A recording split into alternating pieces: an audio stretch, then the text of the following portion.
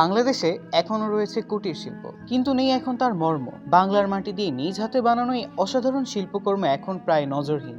আধুনিক যুগের আধুনিকতায় যেন আড়ালে পড়ে যাচ্ছে দেশের এই অসাধারণ শিল্পকর্ম। মাটি দিয়ে নিজ হাতে তৈরি করছে রবীন্দ্রনাথের মুখ, মগ, গ্লাস, প্লেট, শখের আরো নানান চমৎকার আসবাবপত্র। কিন্তু যুগের আধুনিকতার ছোঁয়ায় বাংলাদেশ এই বৃহত্তম কুটির শিল্প এখন প্রায় বিলুপ্তির পথে।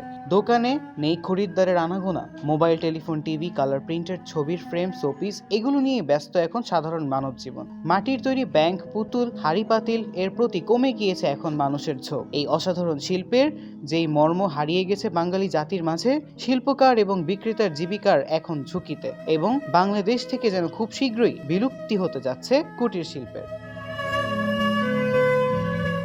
সাহিল আহমেদ, দৈনিক আওয়ার বাংলাদেশ, ঢাকা।